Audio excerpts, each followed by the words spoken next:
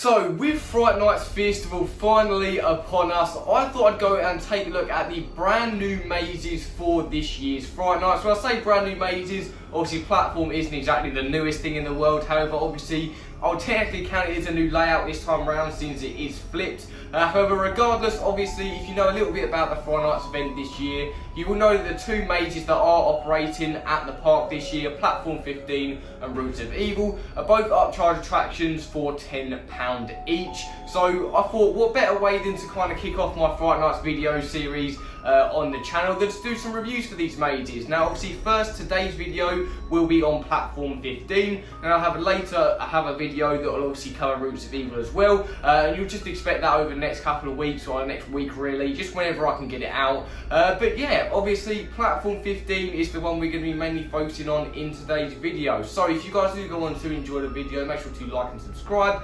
Thank you to everyone who has supported the channel over the last couple of weeks. It really means a lot. It does look like you guys are excited for Fright Nights just as much as I am, so I'm really glad that loads of you are enjoying the content that I'm actually putting out. So yeah, obviously this video will kind of be split up into two different segments. The first segment will be me kind of talking through how the maze operates, kind of the route that it takes this year, obviously because that is different, as well as what I think is good and bad about it as we kind of progress through the maze itself. Then the second period of the video will be kind of more focusing on the conclusion and my thoughts on the attraction and whether or not I would pay £10 to go in again. So with all that said, let's get right to the video.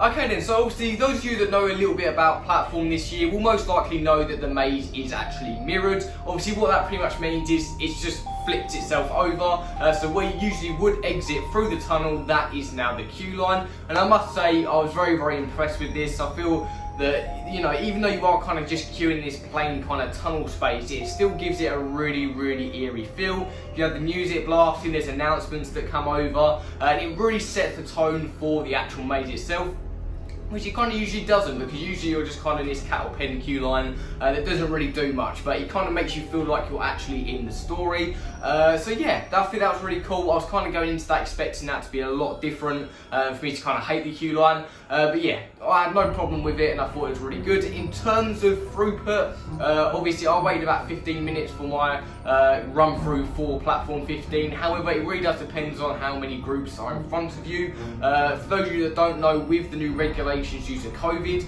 you will be sent around the maze within your bubble. So if you're in a group of say 6 people, which is obviously the limit, then you'll be sent around with 6 people. However, if you are on your own or in a 2, you will be sent through individually like that, which I thought gave a really cool experience, something that we don't usually see at Fright Nights, and it was a really cool kind of thing to kind of go through, because at the end of the day, mainly usually at Fright Nights, you're going through with these massive groups.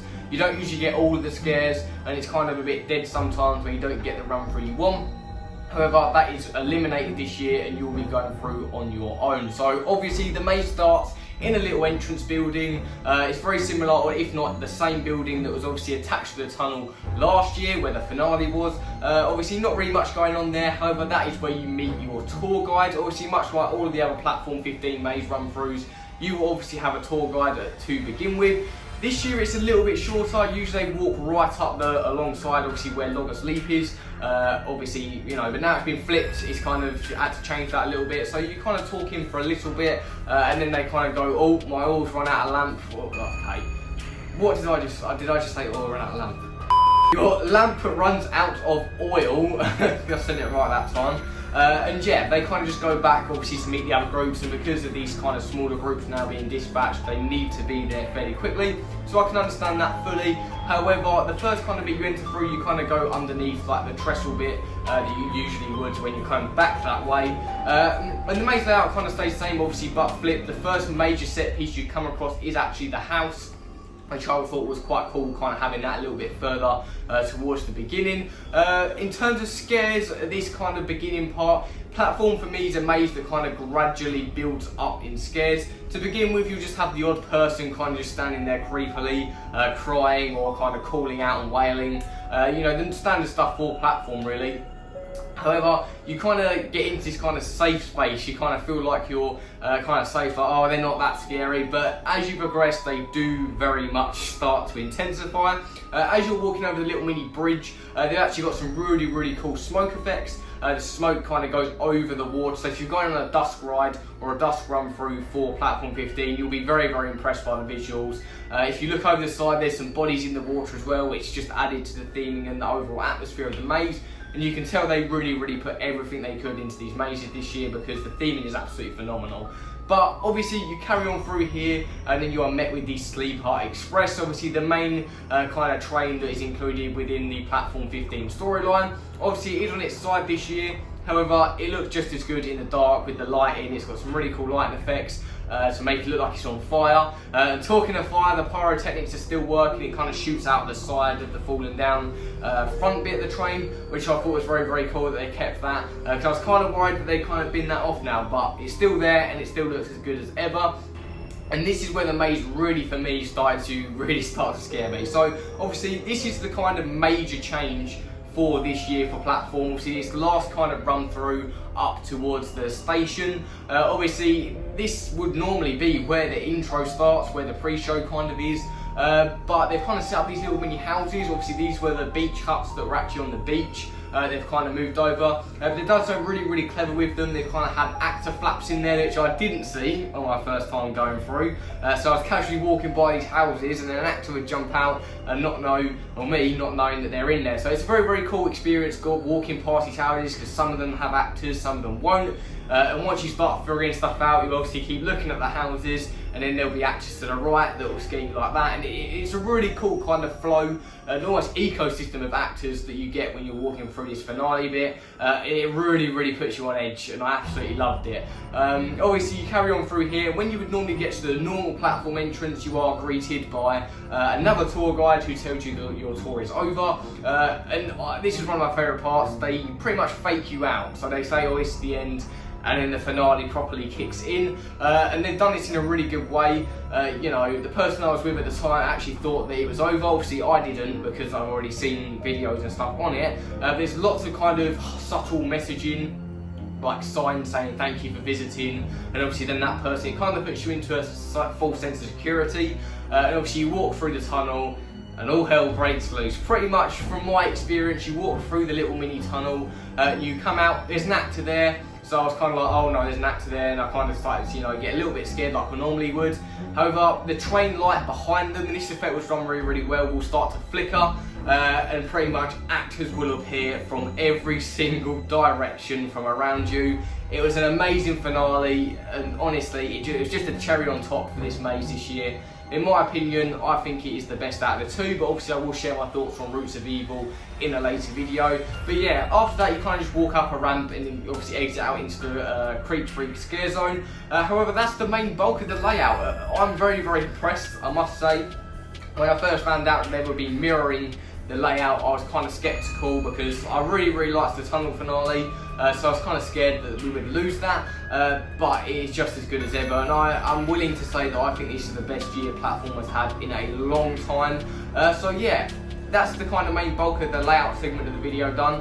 Now let's get into my initial thoughts. Okay then, so with the main bulk of the layout out of the way, I'm just going to give my general thoughts now on what I thought of the maze. Do I think it's worth the tenner that you're going to be paying to go in?